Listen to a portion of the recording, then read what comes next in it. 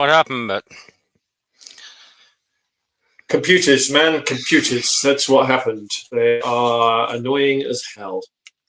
Yep. My wife is currently struggling with her phone. Won't let her do some of the things she needs to do for work on it anymore, which is really driving them nuts. There you go. IT. It's rubbish. Okay, just 1 second here. There we go. Okay. We're live, are we? Yep. Yay. So hello again, everybody. Yeah, we're on. Let's see if we can stay on this time. I'm going to bring up another video or another image here because there's stuff that we need to talk about here. Okay. Yep. Can you see the image? Yeah, I can. Yep. Okay. So this image here is a quote out of B.F. Skinner's book, Behavior of Organisms, published in 1938. And it states basically that a special case arises when the withdrawal of a negatively reinforcement stimulus. And what he's doing right now is defining positive reinforcement and negative reinforcement. Positive reinforcement is the removal of negative reinforcement. Negative reinforcement is the removal of positive reinforcement. The forced application of negative reinforcement is known as punishment. And this all goes back to 1938. And when people understand this, like when he was shocking dogs, this is going back early when he was actually using punishment, and he since stopped. He stopped using punishment when he started working with pigeons because he couldn't shock their feet properly. So he had to find a different way. So what happened is that he was shocking dogs, and the reality is, once they learned to, if it was up to the dog, the onus was on the dog to figure out what it took to get the power turned off, to get the pain turned off. So when the dog lifted their front left leg, that's when Skinner turned the power off. Now, once the dog understood lifting the front left leg is going to turn the power off, next time he turns the power on, you're going to get replication pretty quick, right? That's why shock collars work, ladies and gentlemen.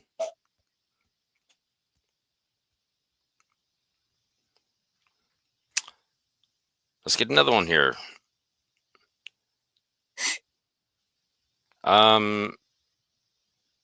Image file, we're going to talk about punishment. You know, Skinner was all about punishment. They're all talking about Skinner and punishment. Let's get into negative reinforcement.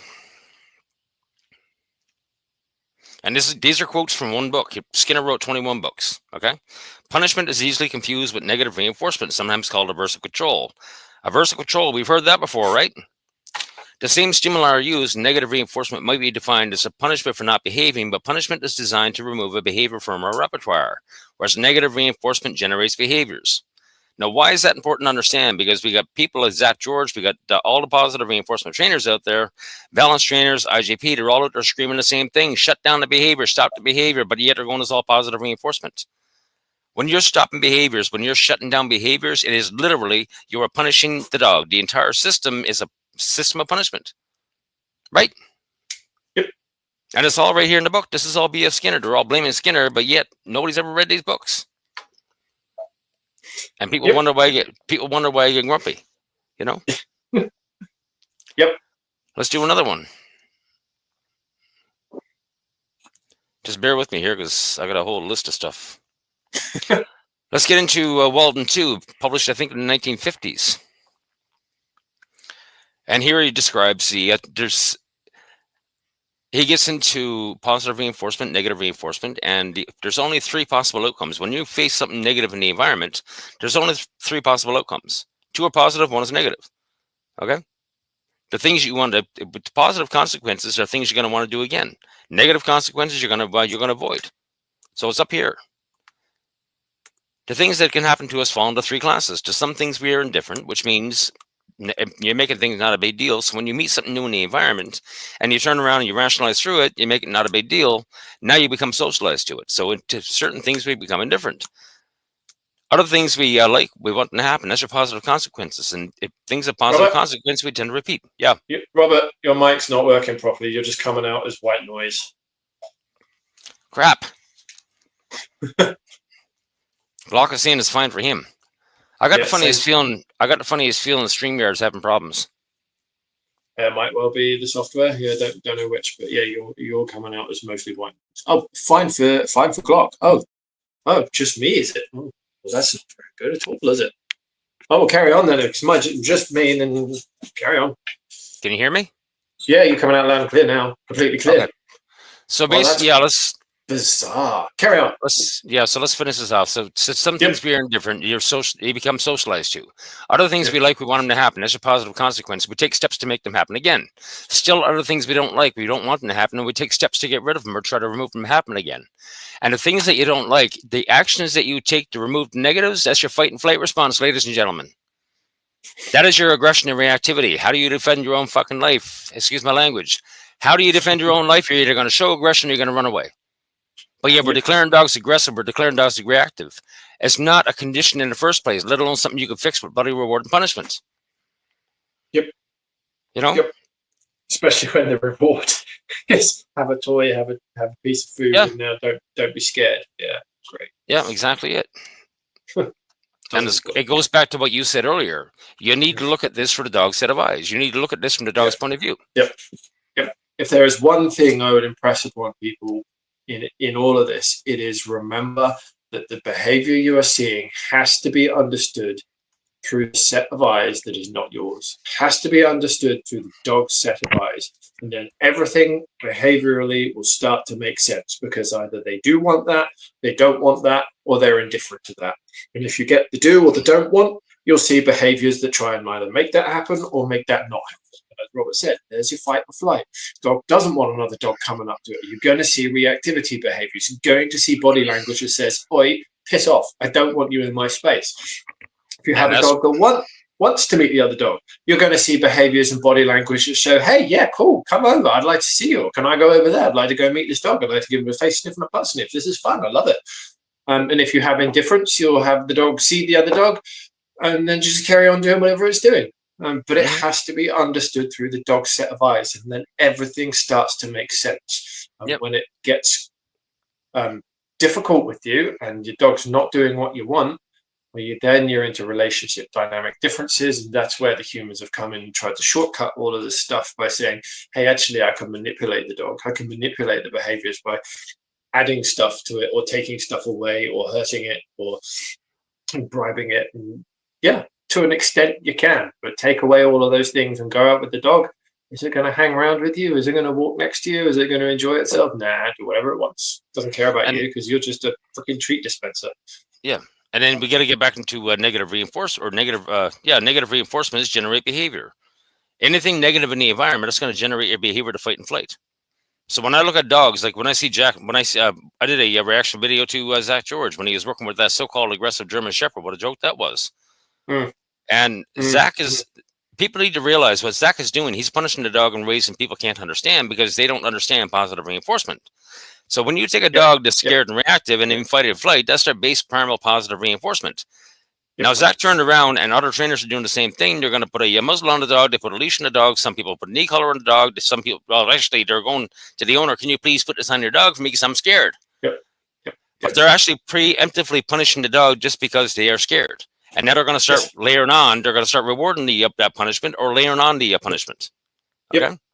Yeah, like you said earlier, if you're suppressing a behavior, by scientific definition, you are punishing the dog.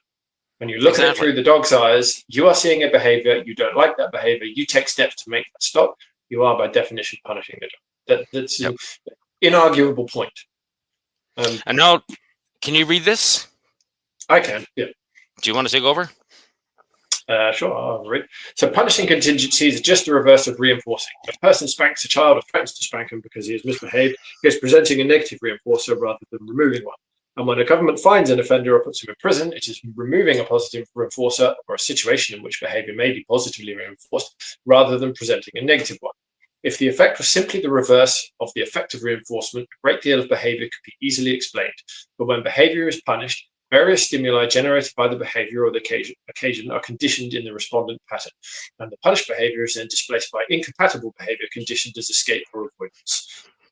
A punished person remains inclined to behave in a punishable way, but he avoids punishment by doing something else instead, possibly nothing more than stubbornly doing nothing. And that's also called... Carry on. And that's also called learned helplessness. Yes. Yes, but and you should see and be able to equate this with examples in not only your own life, but in your dog's life too. And I know I've waffled on about it in pretty much every time you and I have ever talked. I have examples of this in working with my own dogs. And when I really switched up what I was doing, put the slip leash in the bin where it belonged, because I saw this for real, in real time. It really got up and slapped me in the face. I had a dog that was super social. Okay, what, Rob? I'm just going to step away for a minute. Keep the people, keep going. I'll be back. Okay, so I'll carry on with my little story. Yeah, so when I realised that my dog was behaving how I wanted it and was told to have him behave in the slip leash, and took it off one day, and the original behaviour came out immediately and twice as strong as it had ever done before, mostly because he'd grown up a lot. This was the paragraph that I got pointed at, and it is 100% true. I've proved it in my own life with dogs over and over again. Yeah. What said when I see trainers correct for pulling, the dog just sits there. Yeah, exactly. Learned helplessness. They don't know what else to do, because the problem with pulling is it's actually a statement of the relationship they have with the person holding the leash. If the dog is pulling and trying to get away or do something else, they don't care about the person holding the leash. There's other things that are more important to it. So that's why they do that. And yeah, eventually, if you punish them enough with the leash, learned helplessness. And that's exactly what I beat my dog into with the slip leash. He didn't go after other dogs. I think he was friendly, because he couldn't. He was in a slip leash. He got strangled every time he tried to do it. So he didn't. He learned not to. It was learned helplessness. He didn't change his behaviour, or the wish to do his behaviour, should be more accurate. He never changed that wish to behave by meeting the other dog. The tool forced him into learned helplessness. Take it off, original behaviour came straight back out, massively powerfully, and it was hugely embarrassing. And that was the slap in the face that made me change him. What's Legacy commented? You said, my dog is okay with sniffing another dog's bum. She doesn't like sniffing her. Yeah, that's common. A lot of dogs are like that. I've come across it with many, many ones I've worked with. Yeah, it happens. They're a bit sensitive over their own body. They don't like other dogs sniffing around them so much, but they're quite happy to go and sniff other dogs. Yeah, it is one of the things. Practice. They tend to get there eventually, but finding good, confident dogs often helps with that. I'm going to bring up another screenshot here. Oh, I can't see that yet. It's coming. There's a bit of a delay. Oh, yeah. Okay. Yep. I said earlier that Skinner didn't make the quadrants. This is Kunzite. Now, I don't know exactly who Kunzite is, but I suspect it's going to be either a enforcer or it's actually Bree, Zach's wife. But something tells me that Zach is not allowed to talk to me anymore, because he hasn't opened his mouth to me in a long time. Because every time he does open his mouth to me, he actually screws up. Okay. So I said it earlier that Skinner didn't made the quadrants. So who did? Now, Zach has gone on this whole tirade about Conrad Most and everything else, and they know. Zach knows that what he's pushing is Conrad Most and not primary inducements. Okay. So what Zach George really is, and what positive reinforcement trainers really are, they're IGP dog trainers using the quadrants of IGP, and they're only using one quadrant, but are actually using not all four quadrants, but they don't want you to know that, because they're actually applying punitive punishment. Because all these trainers that are going shut down behaviors, stop behaviors, that by definition is punishment. The entire system is punishment. That's the reality. Okay. Yeah, as I said earlier, the person who did actually formulate the quadrants in their known form today was a human psychologist by the name of Miltenberg. That's the guy. Yep. Well, let me actually give me 1 second. Keep on talking here. I'm going to see if I can find another. I want to bring up Temple Grandin, because we're going to go back to the 60s, because she actually stated clearly exactly what's going on. Her stuff. Oh, you should. Temple is a high function autistic, and she's incredible. I love Temple Grandin. I'm aware. I know who she is, and I've listened to some of her presentations that have been on YouTube, but I've not read any of her books. She's very upfront and very honest and very blatantly abrupt. That's what I like about her. Well, that's bog standard high functioning autists, Robert. Yep. Very, very blunt, very abrupt, no social filter. Just there's the information. Oh, you have feelings? You trying to tell me something? Sure. Okay, might be a backhanded compliment in there somewhere. Could very well be. Let's go. Image file. Okay. This is from one of her books. I can't remember the name of it. It was published 20 years ago, and she nailed us 20 years ago. Okay.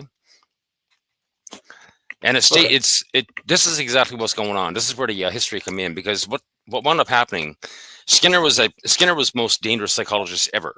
Okay, so when he started presenting all this stuff and became famous in the 1960s, he scared the shit out of a lot of people, a lot of the powers that be. So what they ended up doing back in the 60s, they turned around, they assassinated B.F. Skinner professionally. They overlaid him with Edward Thorndike and his methodological behaviorism. And here we are today as the resulting mess. So tempo goes on. By the time I got to college, I knew I wanted to learn about animals. That was in the 1960s in the whole field of psychology, B.F. Skinner and behaviorism. He was so famous that every college kid had a copy of Beyond Freedom and Dignity on the bookshelf. He taught that all you needed to study was behavior. You weren't supposed to speculate about what was inside a person's head or animal's head. Now, understand what psychology is to very study the mind and behavior. Skinner didn't care about the mind. He was only focused on behavior, the limbic system of the brain. Okay? She goes down below for the black box was off limits. You couldn't talk about it. You can only measure behavior, therefore you can only study behavior. Now, for behaviors, that was no great loss, since according to them, environment was the only thing that mattered. Some animal behaviors took this idea to the extreme by teaching that animals didn't even have emotions or intelligence. Animals had only behavior, which is shaped by rewards, punishments, and positive, negative, and reinforcements from the environment. And she just nailed, in one paragraph, she just nailed the entire system of dog training. Mm-hmm. You know, how incredible is that? And she wrote this 20 years ago. More than 20 years ago, wasn't it? Did she write this just the other side of the millennium, just before the year 2000? Or am I wrong? Yeah, it was around 20 years ago. Okay. It could have been longer, I'm not sure, but this is exactly what's going on. You know, that animals didn't even have emotions or intelligence. And that's the whole thing with Edward Thorndike, because rule number one with methodological behaviorism is don't you dare compare human behavior to that of lesser species. This is the reason why now we have dog trainers out there going, oh, it's only a dog. You know, they don't have emotions. They don't have feelings. They don't feel pain. Well, even if they do, that last sentence on that screen grab there, after one of the comments, which was shaped by rewards, punishments, positive and negative reinforcements from the environment. That is the entire system of ITP dog training, right there. And that's kind of the point. And I will give it its due. It works up to a point. It gets you to have dogs that can do things that they wouldn't ordinarily do. It does work in that regard. But what it doesn't get you is an animal that truly trusts you, or an animal that truly wants to be with you. It doesn't get you a partner. It doesn't get you a companion. It gets you a tool. And ITP dogs are tools, and they're very good at what they do. Look at police dogs. Look at military dogs. Really good at what they do. They're not pets. They're not animals that can be trusted in, for example, dog parks. They're not animals you can just take the leashes off and go wandering around a town centre. They can't do that. That's not what they've been turned into, because they've been beaten into what they are through a system of reward and punishment. And that's right. that changes the nature of the animal into something it was not originally. It's been taught and forced is the right word, into abnormal behaviours, and that's all it knows. And as Michael Ellis and Ivan Balabanov on video in one of their podcasts saying, the early training system for these type of dogs is all about setting up effectively OCD. I think that was the exact words I used. She said OCD. It's addiction. The entire training system is to set up addiction to the toys, OCD, or the task that the dog is doing or wants to do, needs to do for the humans. And they go on to say, if we did that to humans, the sport and the training systems would be instantaneously banned, would be outlawed, because it's horrible. But it is. You're turning an animal into a tool. And okay, there's a place for that. I understand military dogs, and I understand police dogs, and I understand the dog sport. Sure, there's a place for that. But absolutely does not belong anywhere near the pet dog world in any way, shape, or form, because it causes problems with the dogs. It's weird. But so to give it its due, within a certain set of boundaries, it works. What it doesn't give you is a trustworthy partner that you can take into normal domesticated dog situations. Well, we're gonna go there. Hang on a second now. Let me bring up another screenshot. Let's bring in Larry Crone, because he made a very interesting post, and he actually got me banned on Facebook. This one got me banned on Facebook when I actually challenged him on it. Okay. So let's dissect this one.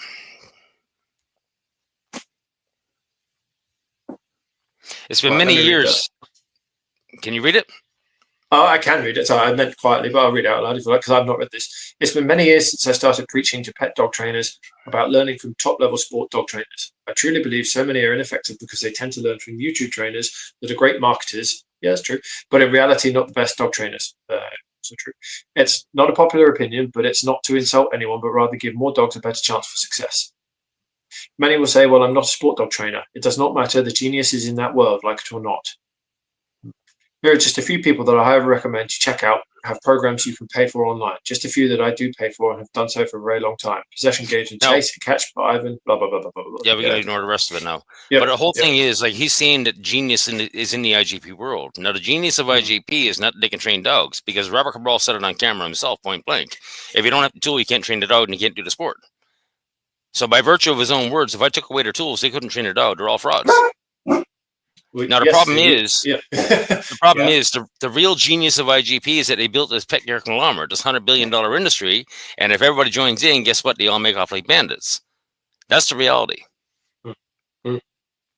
Now we got dogs, and I'm sorry, but you know what? This is where I'm getting really disgusted, because right now, like, remember a couple of years ago when all this new data came out with all the studies with intact dogs are much healthier than cut dogs. Well, we had a whole spate of vets on, and they're still doing the same thing. They're still talking about it. We'll take it into advisement, but how many vets actually changed? Because everybody I'm still seeing out there right now, we still got vets out there right now screaming about spay and neuter. Spay and neuter your dog is, instead of doing vasectomies and tubal ligations, which is a very quick and easy operation, hormone sparing. So we got vets in there right now. I've seen a stat, upwards of 90% of all dogs in the States right now are neutered or spayed. And that's causing some serious bloody issues. That's the reality. And if you don't want to believe me, go listen to Gene Dodds. I mean, the hypothyroidism right now is epidemic because of it. So we've got vets doing damage, knowingly doing damage to dogs that's going to make them money down the road. One of the big outcomes of spay and neuter is behavioral issues.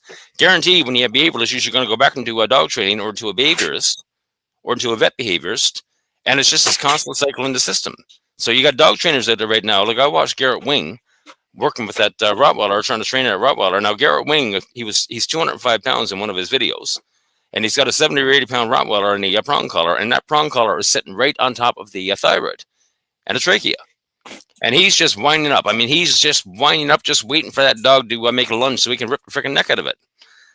So we got dog trainers out there right now, and Dog Daddy's famous for it too. I guarantee you, how much damage is that man doing to dogs' necks?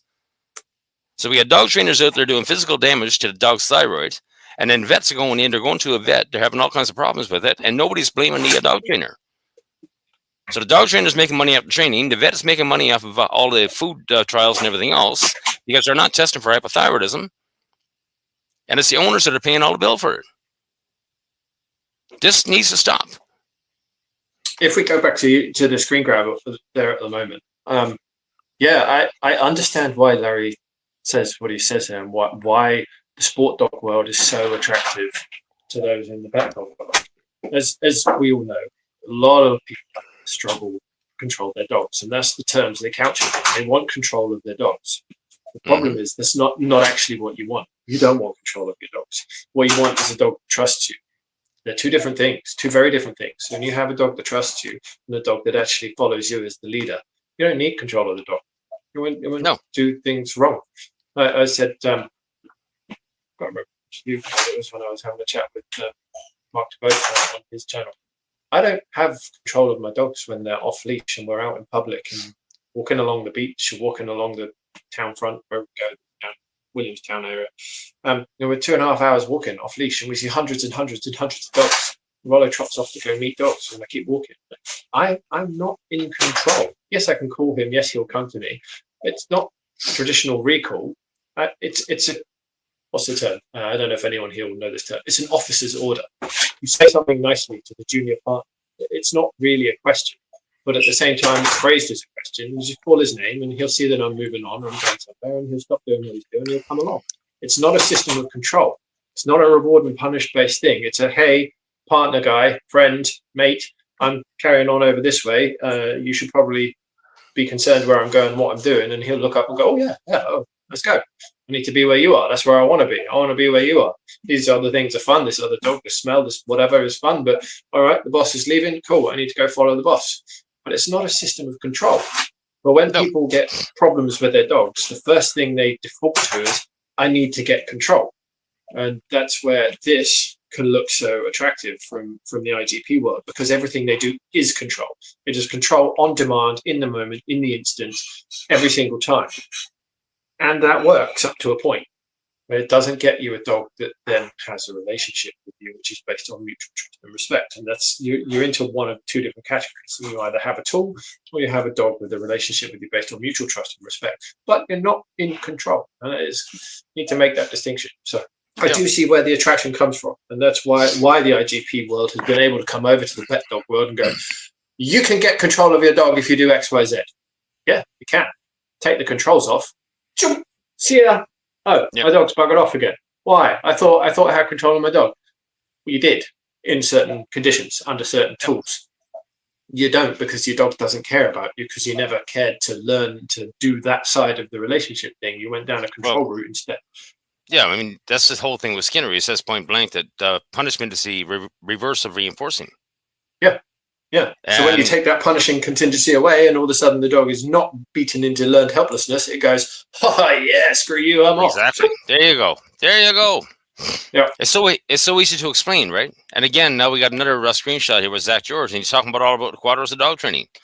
But again, now we've ascertained that, you know what, the Quadros didn't come from Skinner. They came from Conrad Most. And Zach knows about Conrad Most.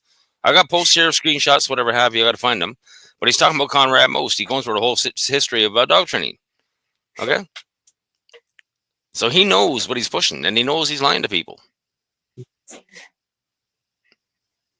And this stuff got to stop. I mean, it's getting incredible. Let me just finish reading that. Yep. Yeah, standard nonsense. Yeah, concepts when applied to humans might not want to use them at all. But we are. It's pretty sad, isn't it? Go around you. Yep, it's pretty sad. Oh, I got a big one here. Hang on now. Oh, hang on. He said the words toxic masculinity there. All right, let's just clear that out very, very quickly. Yep. There is no such thing as toxic masculinity. Not at all. It's an absolute fabrication of men who have zero testicular fortitude. There are good men and there are bad men. There's no such thing as toxic masculinity. Carry on. Just 1 second here. I got another one coming up.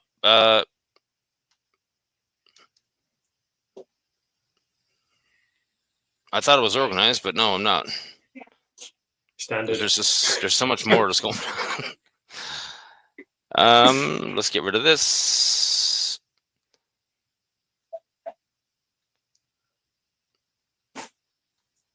Bear with me. Oh, hang on a second. Image file. I got a good one here.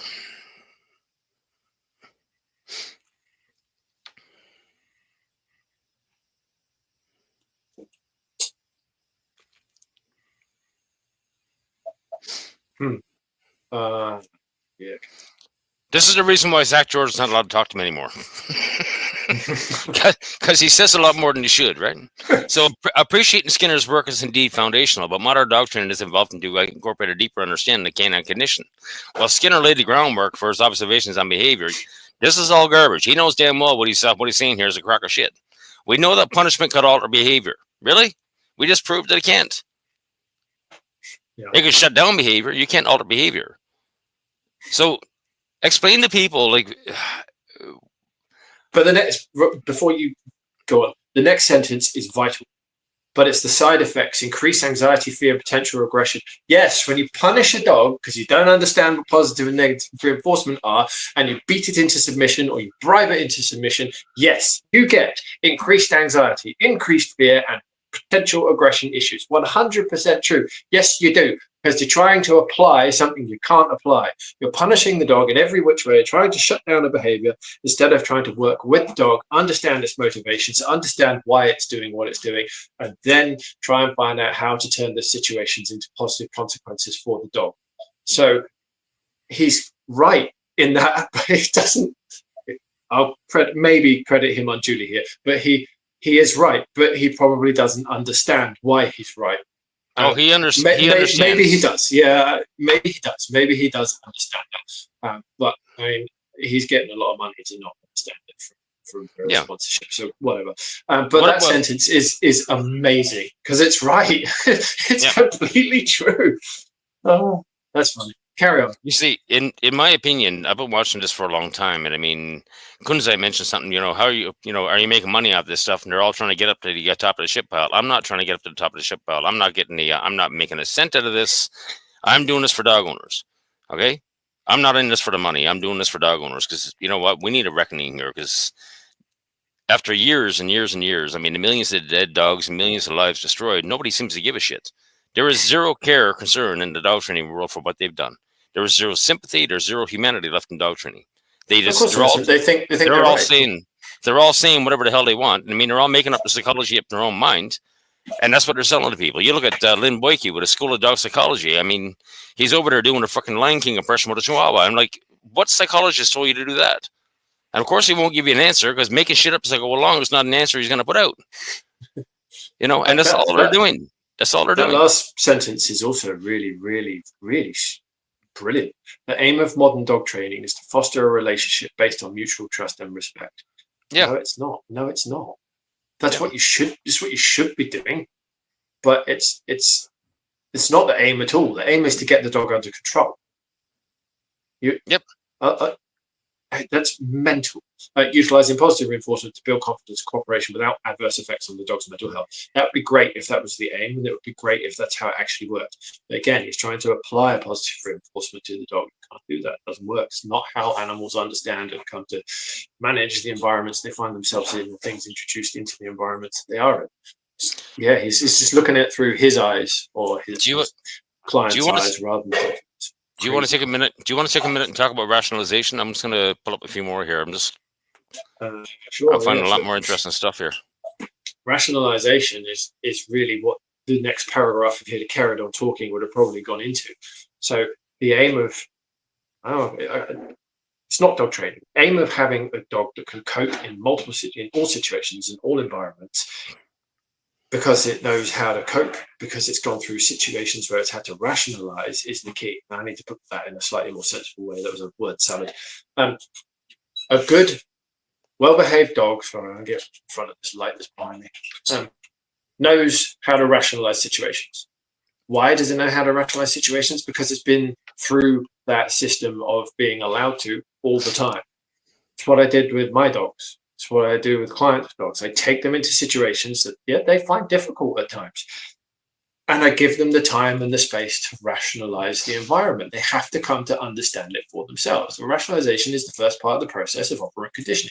Go to somewhere. Oh, my word, this is really noisy, busy, and there's a lot going on. There's people walking in all sorts of different random directions. There's a guy with a machine pushing 50 trolleys, makes a racket 50 meters away. Dog's going, I do not understand, do not like this. I'm scared. I would actually like to curl up in a ball, or I would like to leave.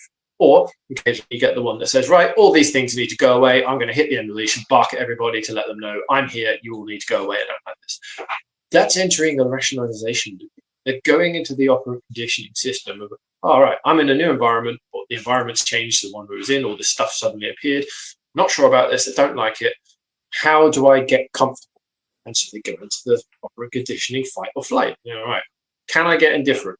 Really noisy, and I'm not sure about this. And eventually, if you just stay there and give them the time, you act as the leader and be calm, not do much. So with Brody in particular, I went to this exact environment I'm describing, and I just sat on the wall. Gave him 3 or 4 meters of leash. All of this stuff was going on. He was scared. He was genuinely scared. I could see him moving around, hitting the end of the leash, coming back to me, moving around, shaking. And after about 5-6 minutes, I think it was, he came to me, sat on my foot, and then just looked around at the world going by and went, do you know what? I'm not actually dying by being here. Nothing is coming at me. Nothing's trying to hurt me. He even went and said hello to 2 or 3 people. He got pets, and he was enjoying that. But because I let him rationalize the environment he was in, he got to learn it for himself through his own eyes. I didn't offer him anything. I didn't touch him. I didn't reassure him. I didn't tell him anything. Didn't have treats. Just gave him I'm sat here on this wall. I'm perfectly relaxed. You can hear me breathing. You can hear my heartbeat when you're right next to me. And you can feel my mood through the leash. You can feel I'm not shaking, that I'm relaxed. And that eventually started to rub off on him. I mean, he knows that. He felt that. So I sat on my foot. he's trying to, as part of him gauging my mood, he can feel it through the leash, sure, but him sitting on my foot, he can feel my movements, he can feel my relaxation or my tension, and he knew, well, this guy's not bothered. Well, all right, I'll try and get not bothered. And he pretty much did get not bothered. Yeah, when it was time to leave, he was very enthusiastic about getting out of there, but he actually managed to rationalize. It was about 10, 11 minutes we were there in total.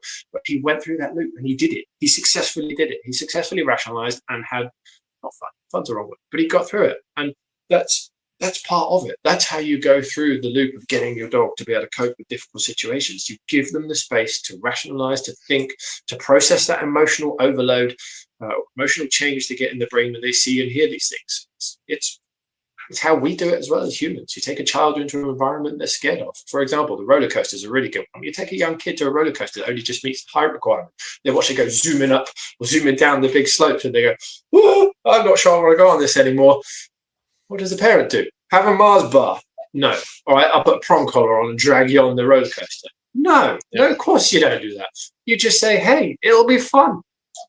You don't go, it'll be all right, you're okay. And pat them on the head. But, oh my word, you're going to drive the child nuts if you do that. They're going to run a mile from you, think you're a psycho. No, you just say, you'll enjoy it. Watch, come with me. And you lead them. And they go, okay, I trust you. I'll follow your lead. You think it'll be fun. I'm a bit scared. I'm a bit nervous. That's okay. You can be a bit scared. You can be a bit nervous. You'll have fun. 99 times out of 100, kid gets on the roller coaster, comes off going, yeah, that was awesome. And like, yeah, you just rationalize something and you followed my lead. And now I've built up some leadership brownie points with you because you know you can trust my decisions. You know you can trust what I said. Nicely said. Do you want to tackle this one? Oh, let me read it first. This is the reason why Zach is not allowed to talk to me anymore. Thank you for bringing up Conrad. Most of his work, while his methods for foundational formula training, heavy reliance on aversive techniques reflects an outdated understanding of animal behavior. Yeah, I think that's fair. Our understanding of behavior science has advanced significantly since most times. Yeah. And we now know that positive reinforcement is not only more humane, but also more effective in causing reliable behavior and trust with dogs. Taken word for word out of the context of Zach, yeah, but not in the way Zach's thinking about it. As for tools like prong collars, their historical mention doesn't justify their continued use. I do actually agree with it, yes. Ethical training should evolve beyond means rooted in dominance of physical correction, yes, especially when modern approaches achieve better outcomes without causing harm. Yes, but not yours, Zach. Newer and better information trumps, why are we talking about Trump? Trumps older and worse information in science. Well, you have to make a value judgment, actually. If you're just saying it's better because it's newer, I disagree. If you're saying there is new information that is better researched, holds up under scrutiny better, sure. Yeah, a few questions. If positive reinforcement produces reliable human results, why hold on to methods steeped in it? Yeah, perfectly good question, except you can't apply positive reinforcement. Should the history of a method or tool factor into its ethical consideration today, especially when it's rooted in outdated or harmful practices? Don't know. Do you think clinging to historical methods ignores advancements in behavioral science that prioritize the welfare of dogs? There's way too much going on in that sentence with assumed knowledge, Zach. And I know which angle Zach's coming from. So, but here's the thing. Yeah. Like I bring this up because he understands who Conrad Most is. Okay, and he goes, well, his methods for foundational and formal lesson training. Yeah, that's exactly what it is. Conrad Most is the Bible for everything dog training today. Conrad Most and his quadrants. He goes in his heavy reliance on aversive techniques. Well, the thing of it is, it's all inducements and compulsions. He used food, and he also used compulsive inducements. So it wasn't just reliance on one or the other. And understand that people that haven't read this book, I mean, Conrad laid out rules for beating the dog into submission with that shit stick in his book. Okay? And he also, people don't seem to realize that Conrad Most trained German Shepherds and only German Shepherds for World War I.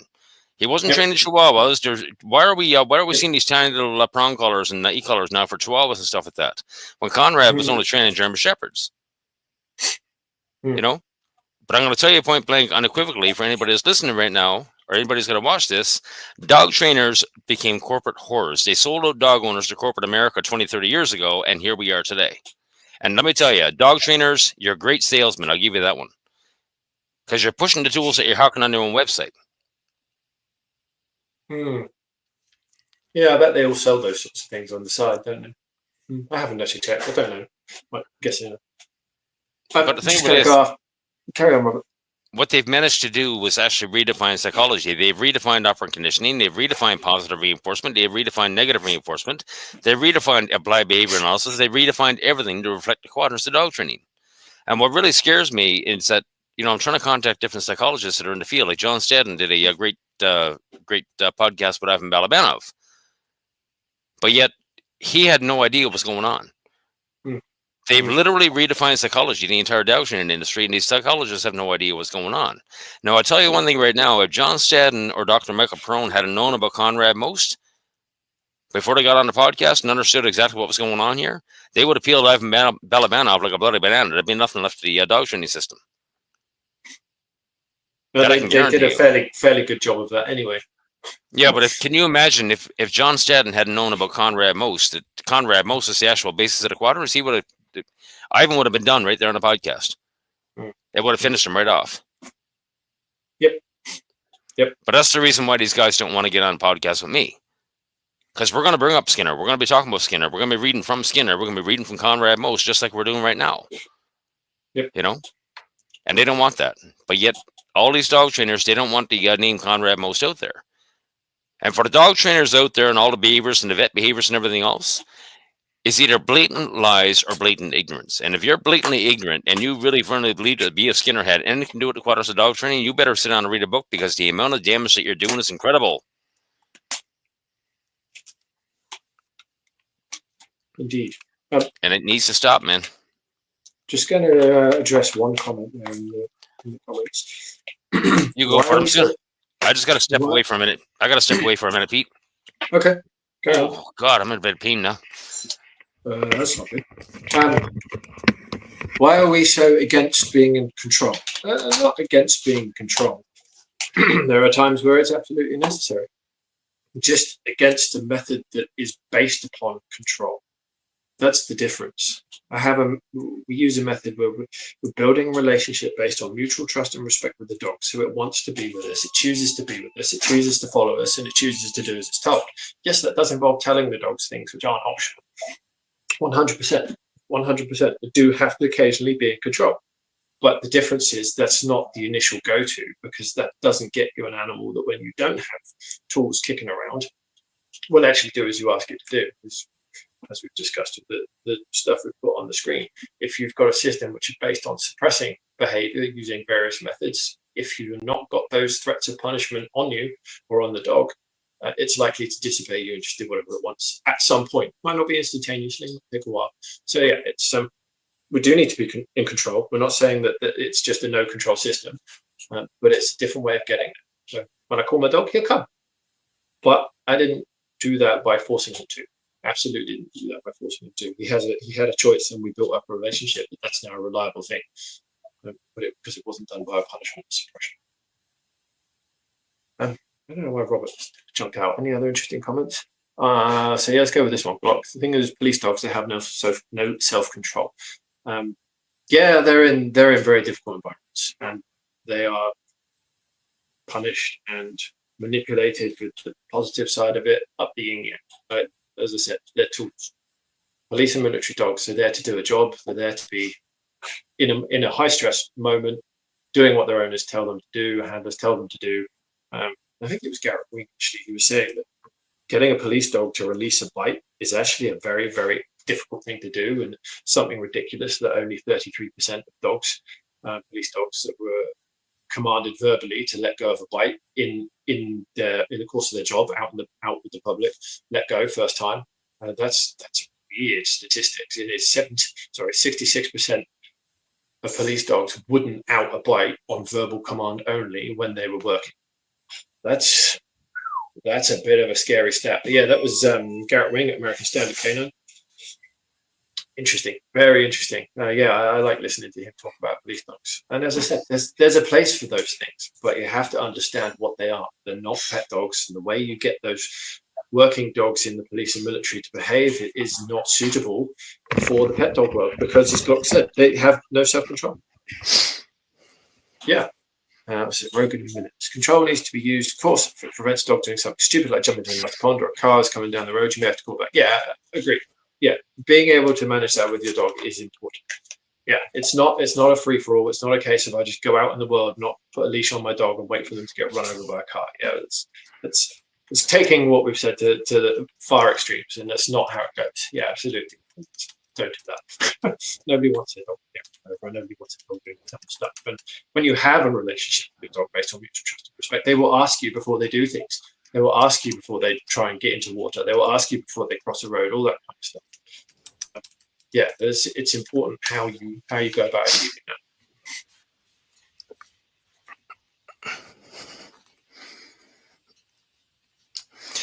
Was there any other questions on the go here? Or?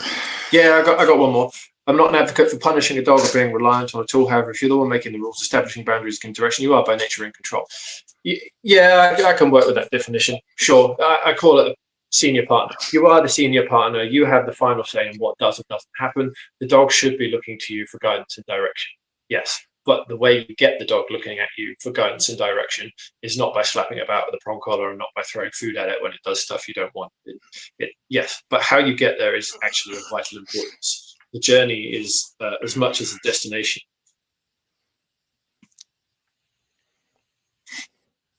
Do you want to? I'm trying to follow. Does Kevin act like a human, think like a dog? Yep.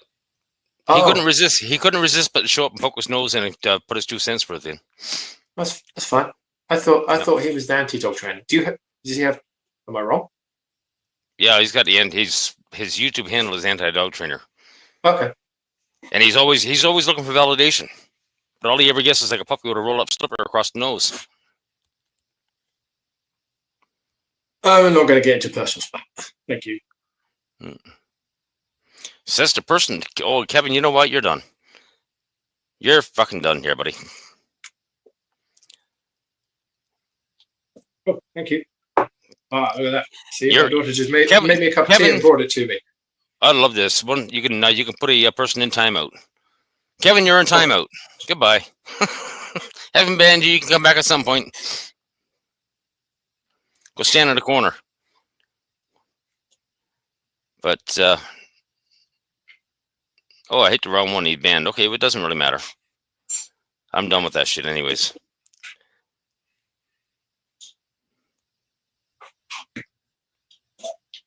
Oh, well, there we go. Yep. It's a shame. I was actually going to address something Kevin had said. You know what? He'll be hearing you. Oh, okay.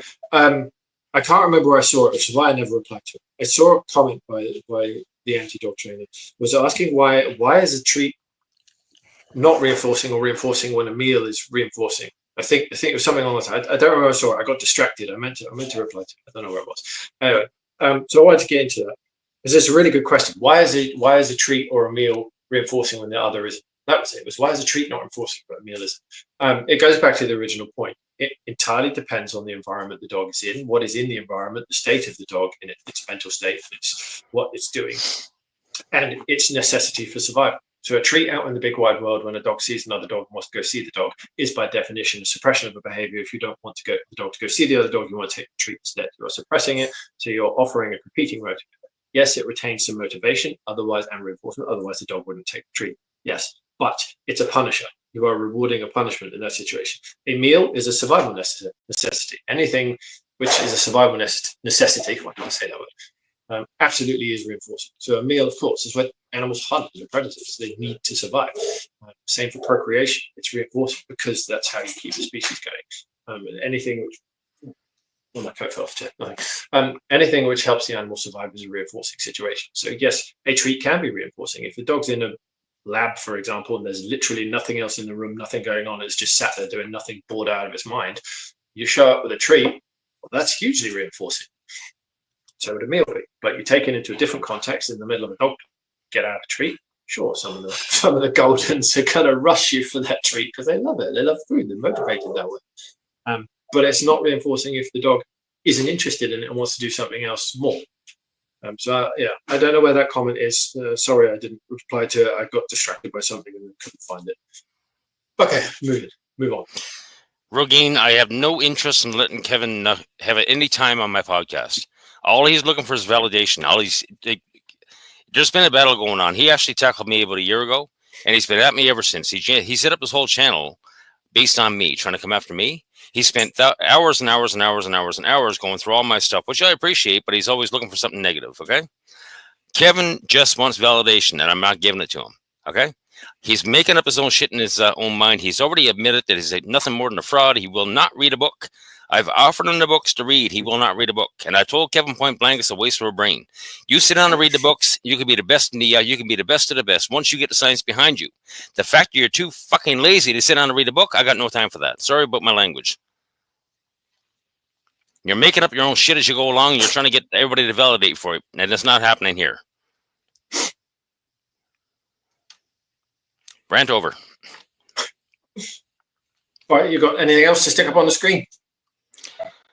I'm sure I could probably find a lot of things, but I mean, I think we've covered most of the bases. Okay. There was one thing that was slipped my mind. All right, while you think about it, I'll just give you an update on Rollo. So he was at the vet yesterday. They couldn't find anything specifically wrong, which is frustrating. I took him to the vet because he tried to get up. We've got tiled floor behind me. So he was lying down on the floor. Tora barked at something in the back garden. He tried to get up and spin around and run to the back door. In the action of getting up and spinning around, he fell over, landed in a heap on the floor.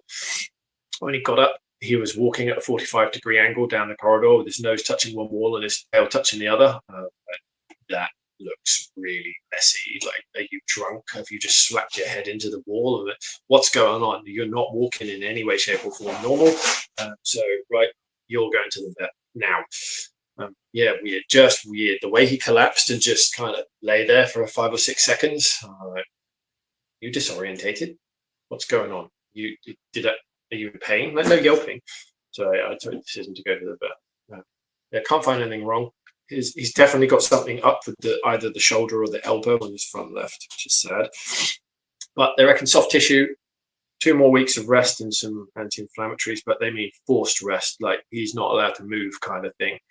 Well, he's not going to go for that. He's not going to go for that at all. So that's a bit of a shame. And then they want to do a CT scan if that doesn't fix it. Big ass job for the poor boy, which would be on the general anesthetic. Yeah, but anyway, I wanted to outline how we did the vet because I think that's important in context of what we're talking about. That's a great one. Because he's never been to this vet. We've changed vets because of the debacle with him having a staph infection over the summer, which the vet failed to diagnose. So we lost faith in that vet. So it's the first time we've been to a new vet. He's never been here before. He's been outside the building because I've dropped off some injured native wildlife that we've taken to the vet for them to fix up. So he's been outside the building. He's not been in. So I take him in the vet. He's happy to go with me. There wasn't really much going on. There was one other dog in the waiting room, but they just left as we got there. There was a get this. There was a budgie in a bag. What a mental thing to say. It was in a clear, like child's lunchbox type bag, but clearly adapted. Had holes in the side there. Rollo took one look at that and went, "Nope, don't like that. Not sure what that is. A bit worried about that." And he growled at it. And instead of slapping him about with the leash, telling him to shut up or anything, just stood there. Just stood there and let him have a look at it. It tweeted a couple of times and he decided, nope, don't like that. And then he went to the back of the room and sat down. I'm like, okay, that's fine. It's absolutely fine. And then the staff came out from behind the desk, like, oh, look at this giant lion dog. That distracted him. So he said hello to the staff.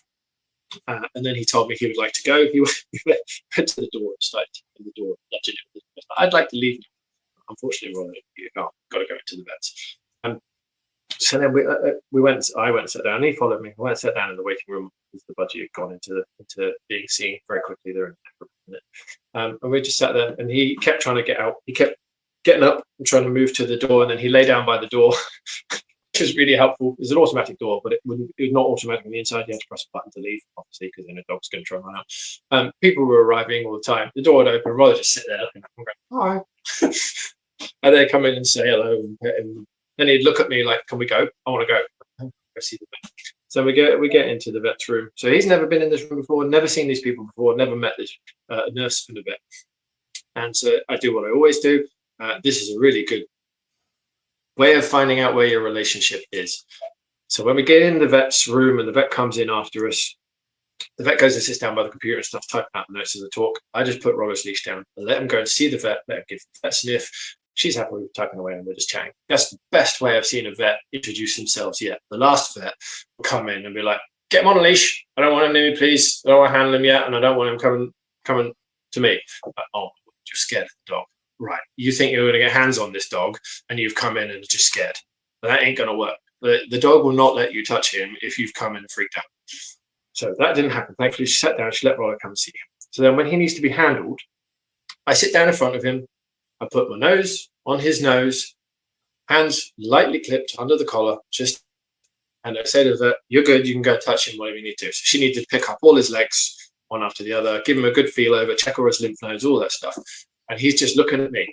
And I'm just sat there calmly. No words are coming out of my mouth except talking to the vet when I'm telling him things she's asking. And he's looking at me. And it's just, he's like, I'm not happy with this, but I get you're saying it's okay. You are literally sat with me. We're nose to nose.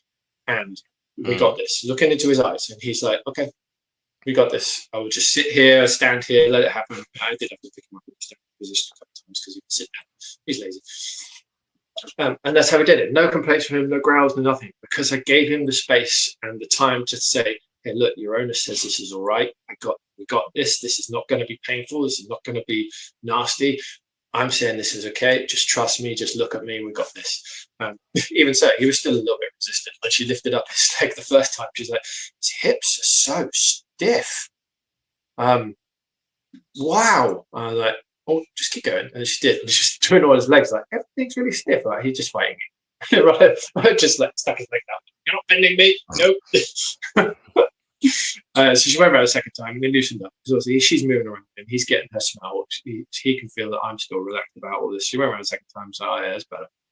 He was just fighting it the first time because he wasn't really sure what was going on. Yeah, in the comment, I think it was Legacy. Yeah, that vet actually told me the story after we were last there as I was getting Rollo out because I let go of the leash when I was at the last vet and she was like, no, put him on the leash. I'm like, okay. He's not doing anything. It's like I got attacked by a burble and I nearly died. Like me, why don't you pass the big dogs on to a different vet? There's 3 of you here. If you don't like big dogs because one got you, going and doing examinations with dogs that are big and scare you you're making life hard for yourself. And you're making life hard for me and my dogs. Yeah. Clearly they know you're nervous. They can feel it a mile off. I'm like, right, different vet, because I've got to get hands on with this vet, find out what's going on with my dog. So, yeah. In the end, soft tissue. I think it's a soft tissue injury, but the vet was really helpful. Same as the dermatologist, actually. She was just as great. She sat in a chair and let Rollo come to her. Same deal. And just sit there with him on the floor and let the vet do what needs to be done. And he trusts me enough to just be with me. I was like, I'm not in control, truly. I am, because I'm hands under his collar. He can't go anywhere. And if he chose to get angry, the first thing he's going to go for is my nose. But he won't do that because he understands what I'm saying when my body language gesture is sitting on the floor with him. Well, the lesson right there is that negative reinforcements generate behaviors of fight and flight. So when your dog is in fight or flight, there's something negative in the environment. The vet at that moment, when they're scared and coming in, they're all scared and they're whatever happened, they're a negative reinforcement, and the dog's response is to fight and flight. That's the psychology. Yeah, exactly. And he didn't go into any of those things because he managed to get indifferent to it. It's so simple, but we complicate it. People always complicate it. Yep. My dog is terrified of the vacuum. She sprints away if we get it out. Yeah, some dogs are. Tora is not a fan of vacuum cleaners in our house. She's got braver as time goes on. She's got more used to it.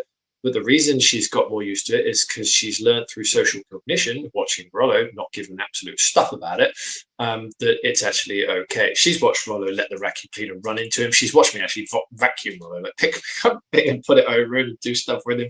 But I can see her watching. She's like, what? And then whenever it got near her, she's like, nope, I'm out, I'm done. And she'd get up and walk away.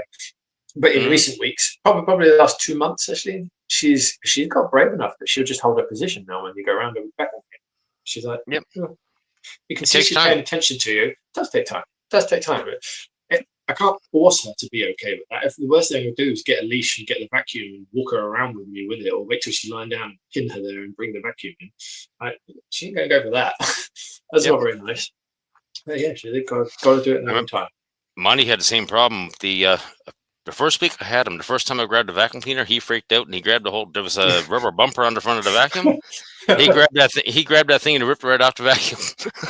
And I'm Yeah. okay, you know what? This is something we got to work through.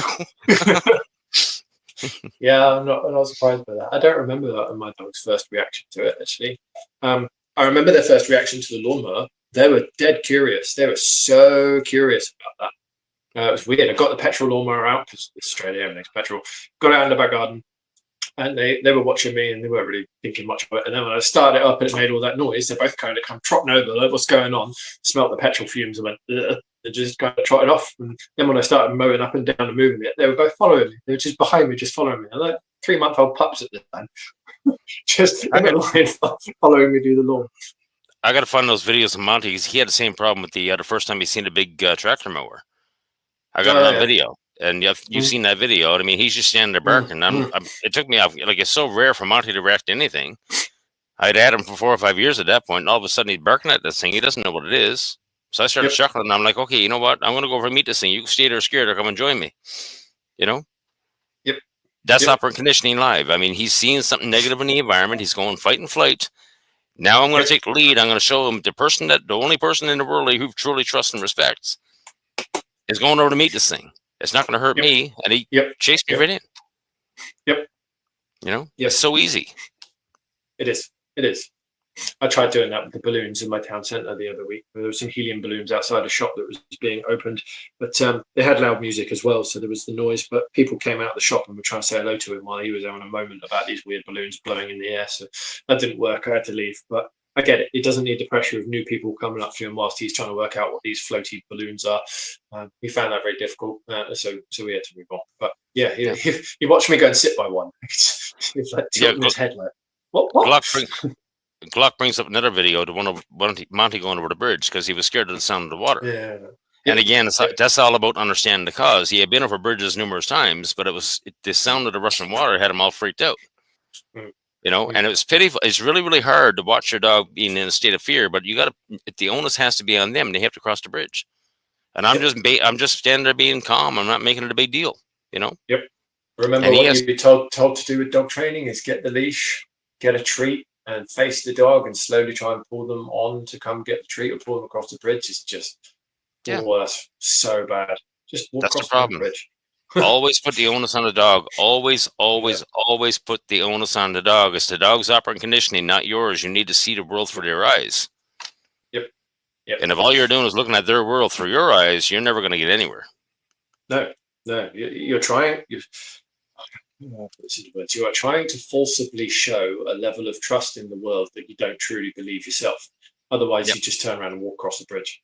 If you had the level of relaxation and trust that you're trying to tell the dog you do, you wouldn't be turning around trying to make funny noises, faces, and bribes at the dog. You'd just be walking.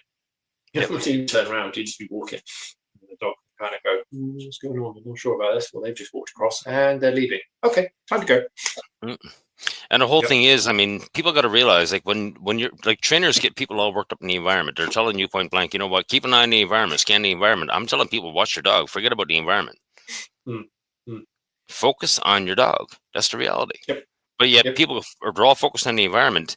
Dog training creates expectation. Operant conditioning creates anticipation. That's the big difference. So when people are in the environment, they're looking at the environment. Oh shit! There's a dog coming. There's a dog coming. Your cortisol levels and your adrenaline levels are going up, and now you're starting to stink of fear to the dog. The dog is smelling those cortisol levels. You smell a fear. How the hell are they supposed to react?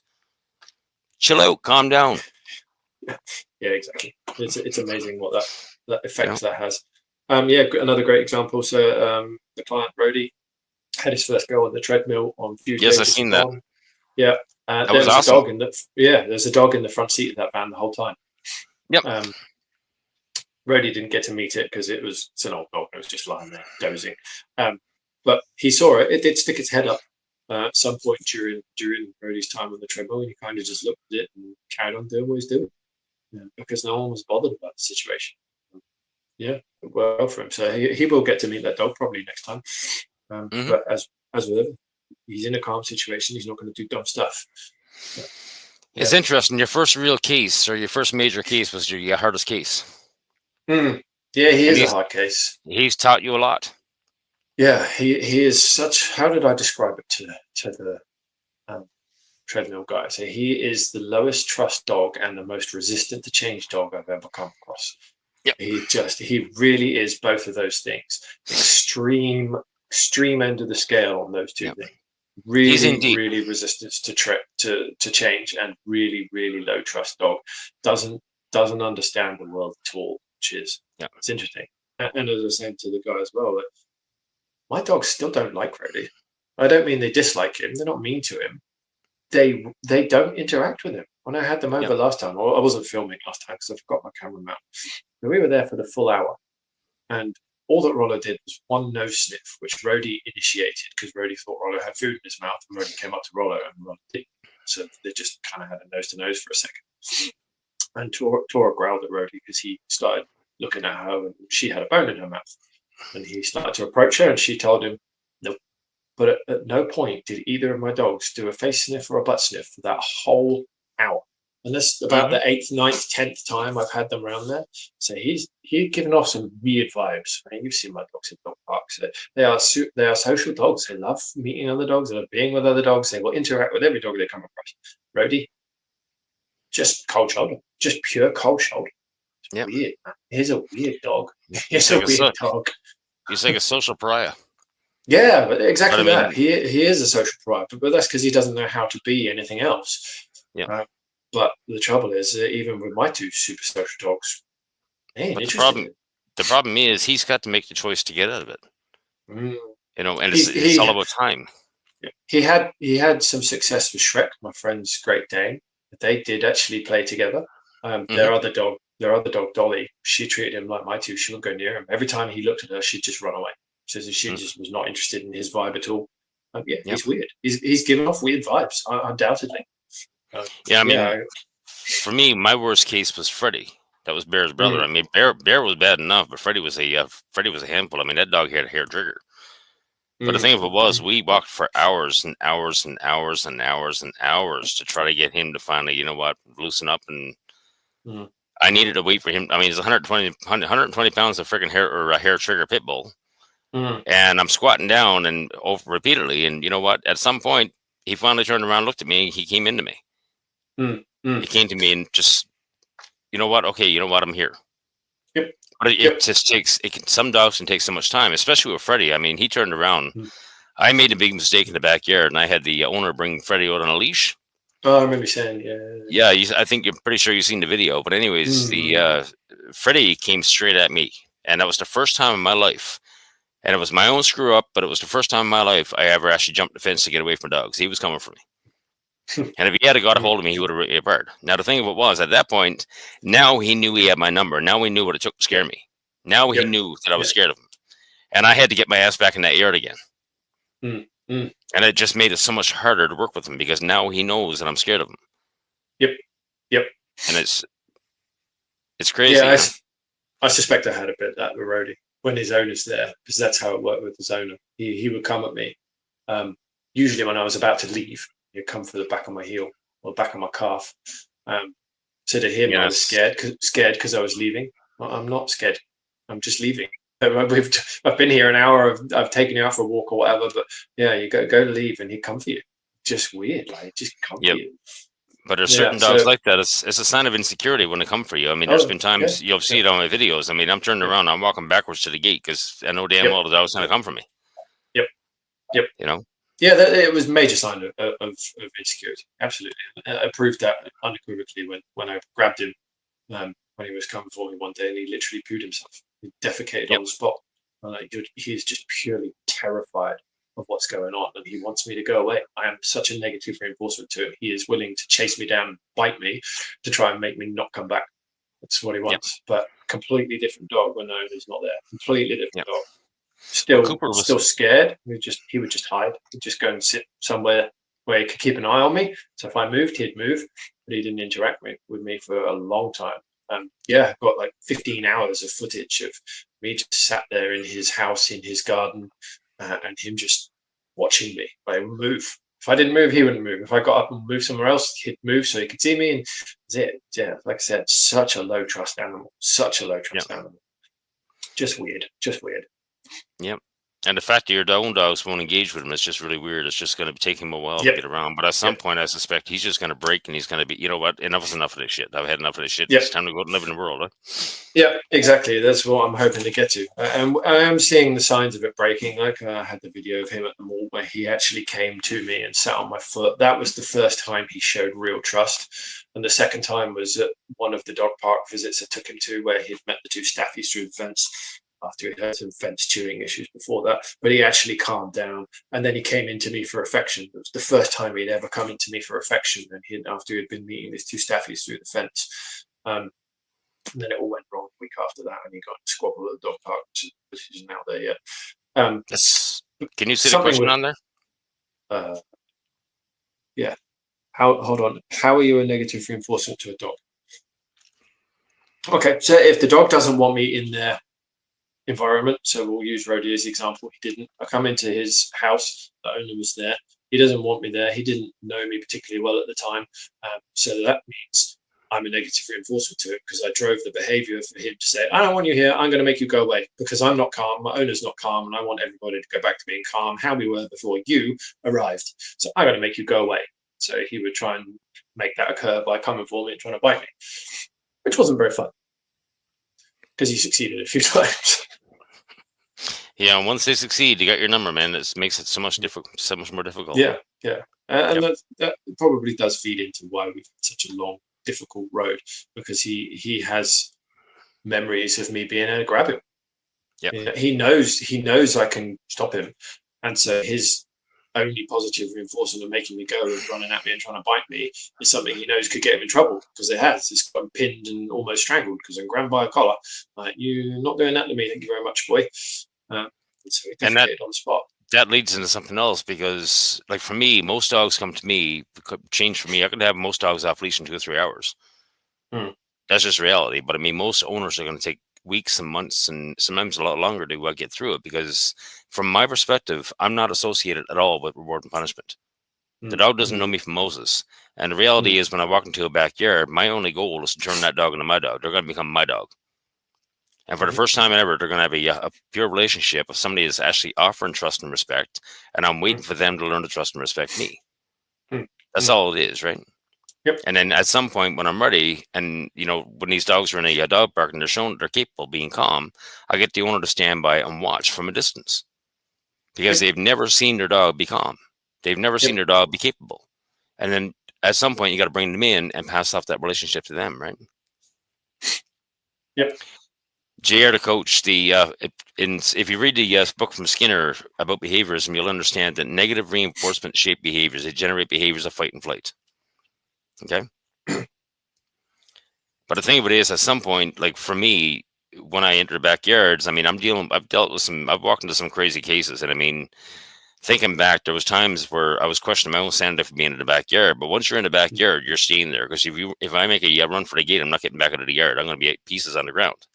Yeah, okay? I haven't had to deal with that, thankfully. The thing of it is, you got to stand your ground. You got to wait for them to calm down. You're a negative reinforcement because the dog is not calm. When the dog is calm, everything is going to change. And then I want them to just realize that there's nothing bad going on. And then I want them to turn me from a negative into a positive, from a negative consequence into a positive consequence. That's the reality. And once that happens. Exactly. Yeah, and that's where I've struggled the most with Brody. He's so averse to calming down to have a positive consequence. But we're getting, like I said, we've had some very, very good walks recently, but I don't know if something changed at home. But the week he got in a squabble, here's a different dog, man. Here's a different dog that walk. And when I get the footage up, you'll hear me say, like, within 5 minutes of getting into the dog park and starting to walk, this is an on-leash dog park. I say on camera, this is going to be one of them days. He is not caring where I am or what I'm doing. This is completely different to last week. He's just slamming into the end of this leash again. I wonder if his owner's walked this week or not.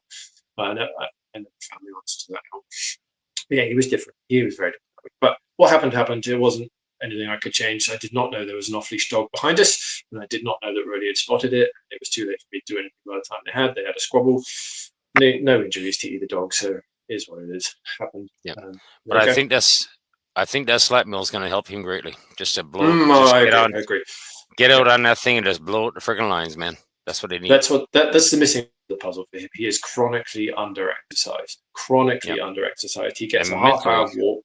Yeah, mentally. He gets a half-hour walk mentally, a day. mentally, he's a basket case mentally, and that's what Yeah, most dogs are yeah. today because they don't get anything, right? Yeah, he's not got anything. His owner is in her 60s. She's got a 3.5-year-old pit mix Amstaff. She's in her 60s. She can't do the flirt pole with him. She can't do tug with it. He gets a half-hour walk where he basically just drags her down the road. Like he needs, no, he needs some serious exercise, but he also needs someone with the physicality to be able to manage him until he can calm down. Because he's a strong boy. And that is the sad reality. Whoever sold her that dog needs a head examining. And that's the reality for pit bulls. Yeah. Pit bulls always got a problem with mental stress. Every dog's got a problem with mental stress, but pit bulls more so. If they don't get to blow the lines, they eventually going to freaking blow, and that's for your aggressive dog, right? Yep. It's like the Cesar Millan pit bull pull. You know, when I was watching Haas's podcast a couple of days ago, I mean, he's talking about all the pit bulls and how pit bulls killing dogs. Well, you take the episode with Cesar Millan, he's got that 80-pound pit bull just behind the freaking fence that it doesn't get out for a walk, it doesn't get anything. It's just sitting behind the fence, and everything that moves is something to be chased. And it's just, you can see the intensity. And when they brought the dog out, I mean, Cesar looked at the dog, he said, I can't work with this. And that's when he put the blades on, and you know what? Drag him around for the block a couple times, tire him out. Yep. Yeah, you know, but all same. Yeah, we're ready. That's all the pit bull rage, and I mean, their dog is so bloody frustrated they can't think straight, and if they get out, boom, somebody's gonna get hurt. Yeah, that's Rhodey's situation to a T. Exactly. Yep. I'm just going to answer this comment from JR again. Move down. So the behavior listed that is reinforcing the expected outcome versus person need. Both. So a dog will do a behavior that it thinks will get the outcome at once. If it's successful, that becomes reinforcing, so it will do it again next time. If that's not successful, they will think about, how do I make it successful? Either I need to up the intensity of the same behavior, or I need to try a slightly different approach. Hopefully that answers your question. I think that, Kevin's back. Robert loves to. I'm done. He's done. Okay. I'm not giving him any validation whatsoever, and he keeps coming back. You know what? The best skill in the world, ladies and gentlemen, you can learn is how to be a negative reinforcement. Because I guarantee you one thing, when you learn to be a negative reinforcement and start shaping people's behaviors to fight and flight, but I got to tell you one thing, you can have a field day.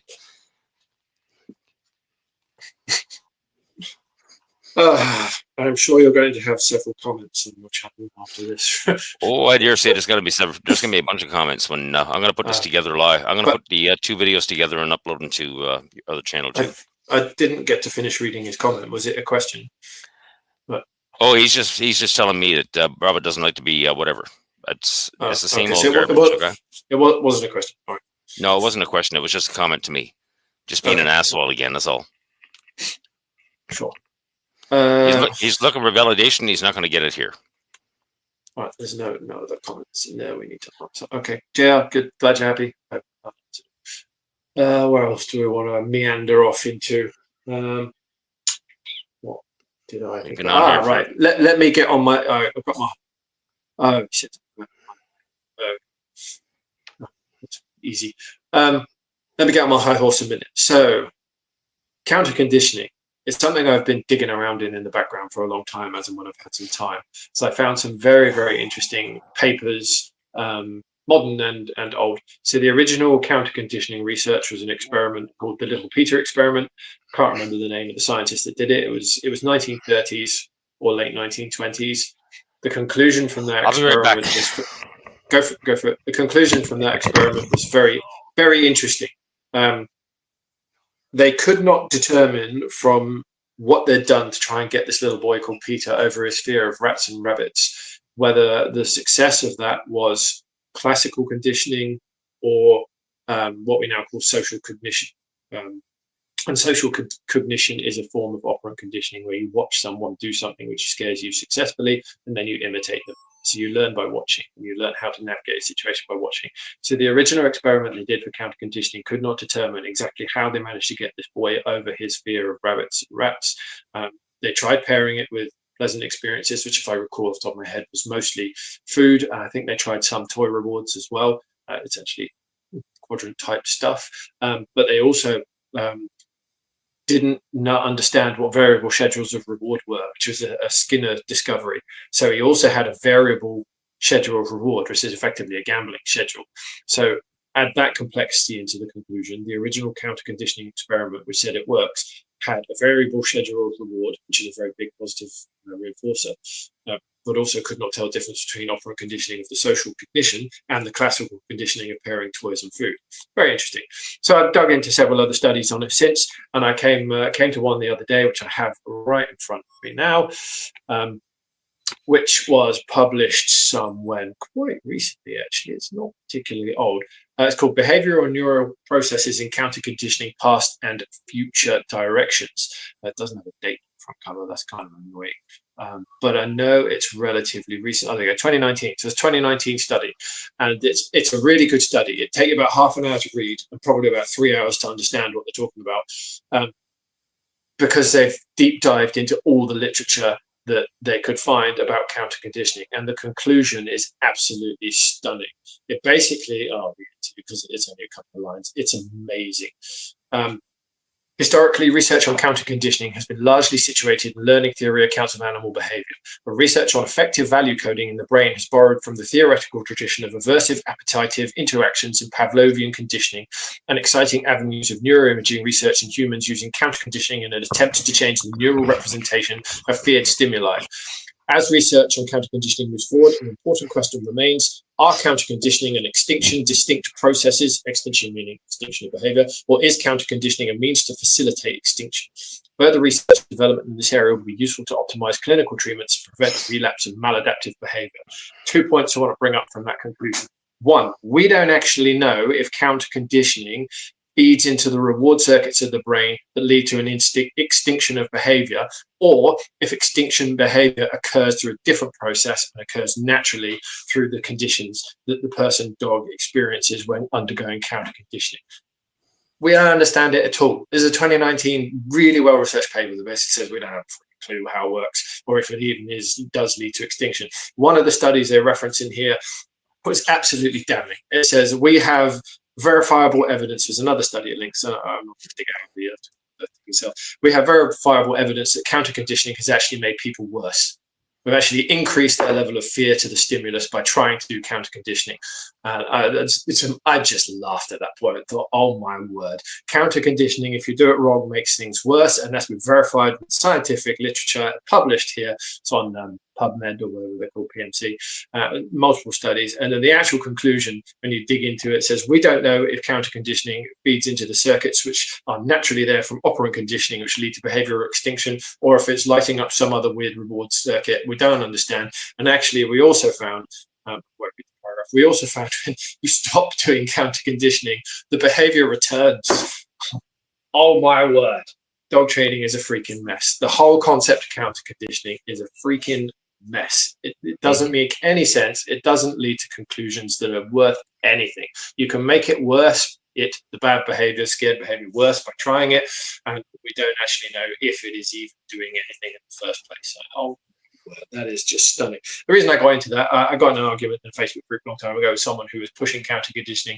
So I went and did the deep dive and basically found everything is inconclusive, and essentially we don't understand how it works. We don't understand if it works. But the real icing on the cake, if you will, is actually if you stop it, the likelihood is the behavior will return. And linking back to the original little Peter experiment, the little boy became scared of rabbits and rats again after his time with the psychologist, and in the experiment lapsed. He couldn't go near them again. Ergo, whatever they did to him via classical conditioning and or the variable schedule of reward or the operant conditioning, social cognition he went through with the other children, when he was away from the triggers for a long enough period of time, the behavior came back. Amazing, astonishing. Who could have figured that one out? So there you go. The only way to extinct behavior or get over a fear is really, truly, as Skinner showed in his experiments, operant conditioning through the dog's eyes. You can't reward and punish it into disappearing. You can give it some social cognition, but if you don't keep up doing the skill you've learned, it will diminish and can well go back into your original behavior. That high horse away, box away. Oh, you want the name of the study, JR? Yeah, hang on. I'll get that for you. Yeah, I enjoyed that. It is a long read. It will take you a while. Oh, why am I using that? God, that's stupid. I'll send you a link. There you go. Go have a read of that study. Really interesting. And if you dare follow the links, you'll be there for days. Yeah, it's probably a solid half-hour read, and you have to sit and think about it for a long time. Yeah, interesting as people come up with a different conclusion to me having read that. But yeah, I thought it was very interesting. But you see, what's interesting for me, and I want to state something on a personal note. I'm always pushing Skinner. And the thing of it is, I've had trainers and behaviors come after me in spades. I've been threatened with everything because of what I'm doing. I'm doing reaction videos and everything else. I've had trainers threaten to call the cops. I've had trainers threaten to call Interpol on me. I've had trainers threaten to do cease and desist letters. And I've had trainers threaten to sue me. And I will tell you point blank, I want a trainer to sue me, because if they think that this whole scam called dog training is going to hold up in the court of law, you're going to be the poster boy for destroying this whole system. That's the reality. Why are you so threatened by what I'm saying? You know, everybody's out there blaming Skinner, but yet they're threatening me. And they're calling me slanderous. They're trying to shut me up. They're trying to shut me down. Why? People should stop and think about that. And Pete now is getting the same thing. It's just now starting for you. Yeah, I've upset a few people on Facebook groups and had a few arguments recently. So all part of the fun. I'm not above a little bit of mudslinging every now and again. Yeah, you're being a negative reinforcement, right? And they're all fighting and fighting. Yeah. That's the reality. That's the science. That's the Skinner. As well as that, do you know what is actually quite heartening is the amount of people, and even in some of these groups, admins, are actually engaging with what I've said in a positive way, and in some instances agreeing with it. That's been quite interesting to see. That's a good thing. I'm in a minority, a very small minority, but there are actually people out there which think like this and do understand that. And that some of them are even in the Western world.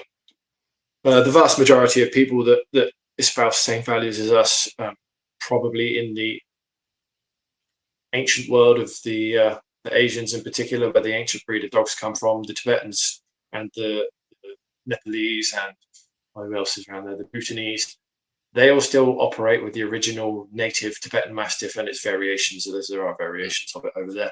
They still do what they've always done for 50,000 years. It's not westernized dog training.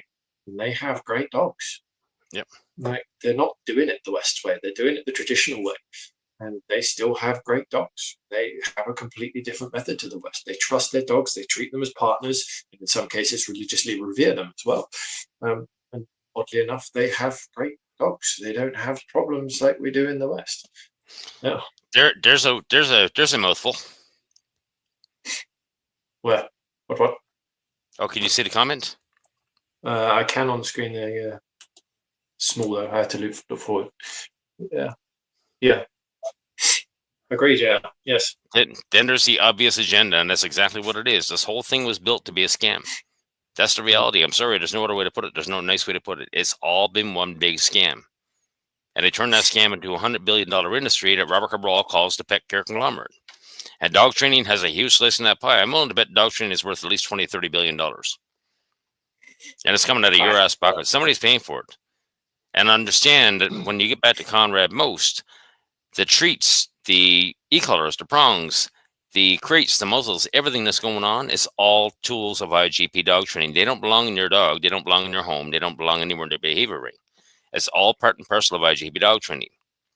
And they turned that into a multi-billion-dollar industry. And I've watched this over the last 15 years. 15 years ago, treats were a tool of last resort. Use treat, train a dog, and get rid of the treat. Now, all of a sudden, it's always have a treat bag on your side. It's the same thing with e-collars and prongs. You know, it used to be a tool of last resort. Use the tool, train the dog, get rid of the tool. Now it's an insurance policy. If they were training tools, if these things were training tools, you wouldn't need them on the dog for the life of the dog. That's the reality. Muzzles. I don't like muzzles. Okay?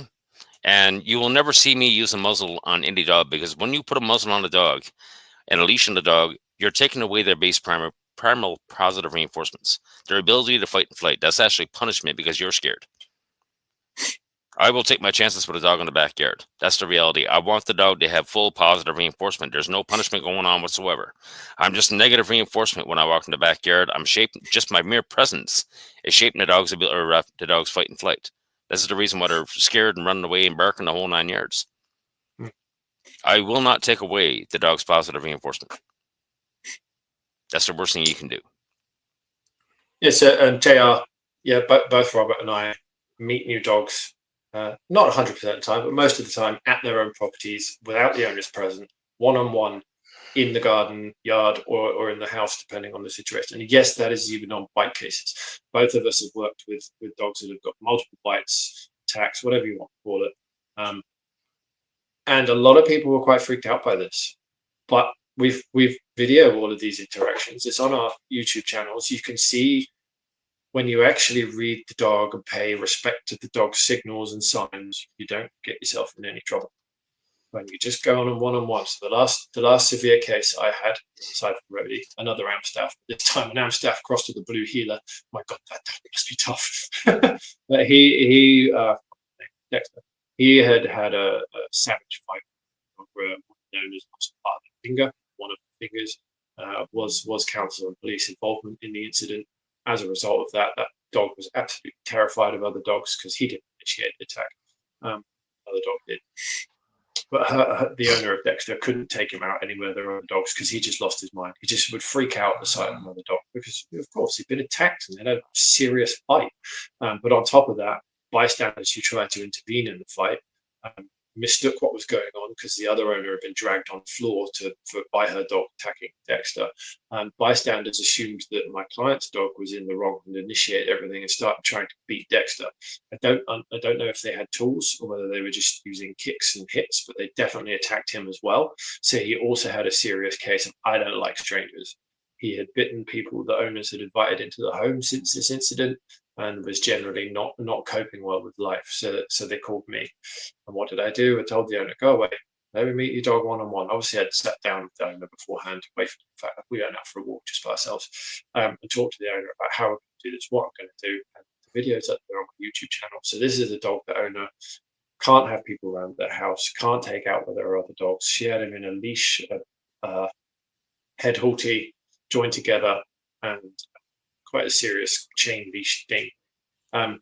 So I told her that this is how I do it. Put him in the back garden, and I'll just go into your house, let him see me through the glass doors, and I'll just wait till he calms down, open the doors, and we'll meet. And that's exactly what I did. It took him 5 minutes of having a freak out at the back door.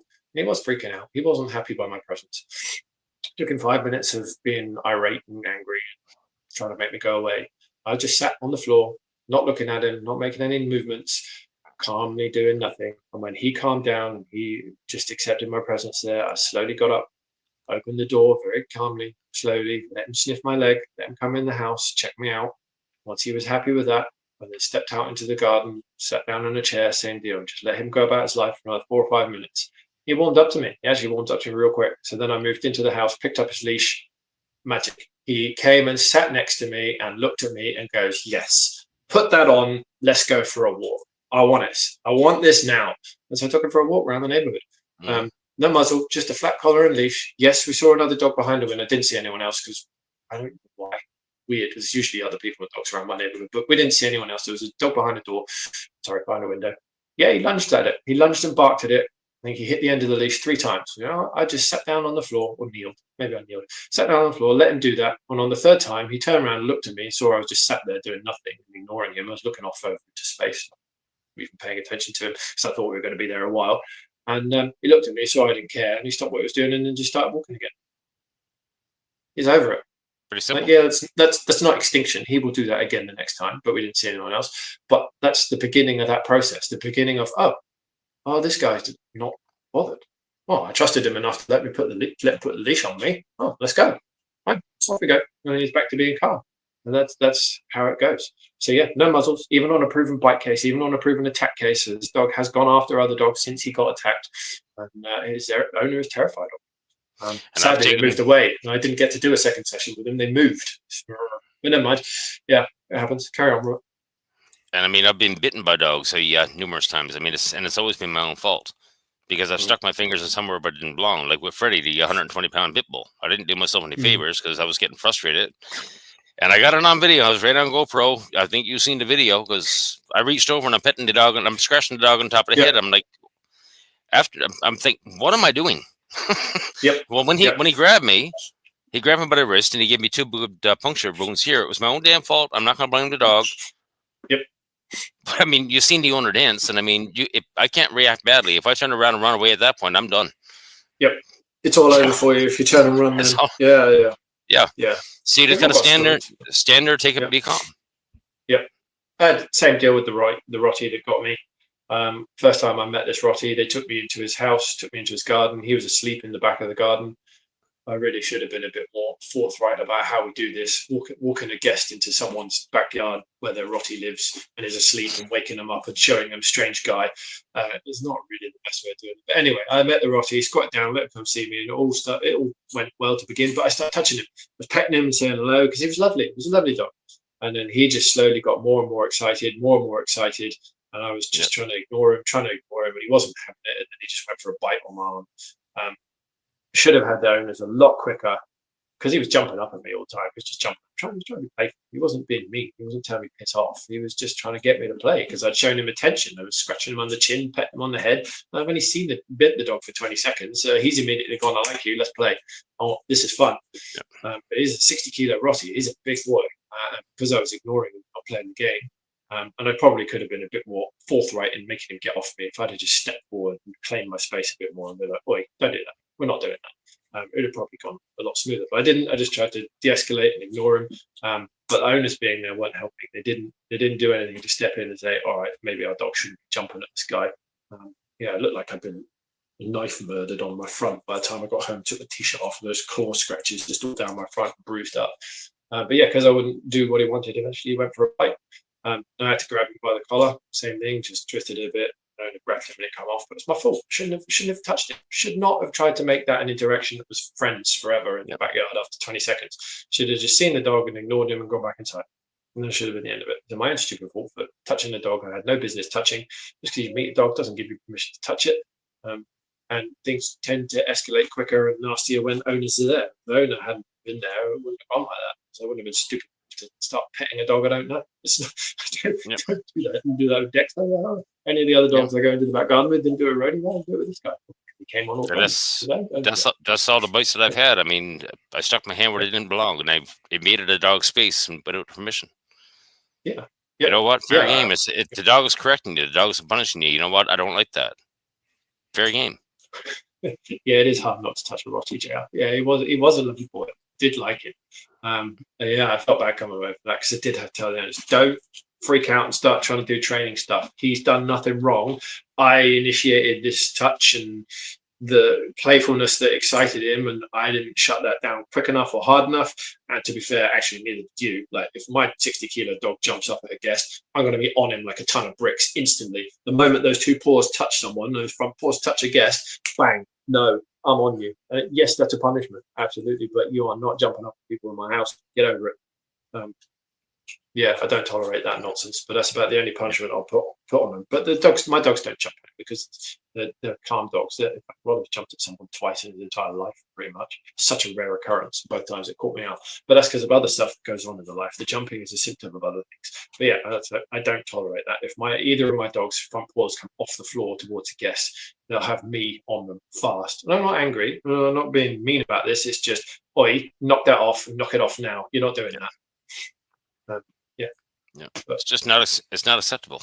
That's all. It's not. And part of that is ownership. And so I did try and talk the owners into that. I really hope they listened. I really hope they didn't go down the training route because of ruining. I'll just ruin it. He's a big boy. I've never seen Rottie that big before. 60-kilo Rottie. But he was lovely. And he was intact still, which was nice to see.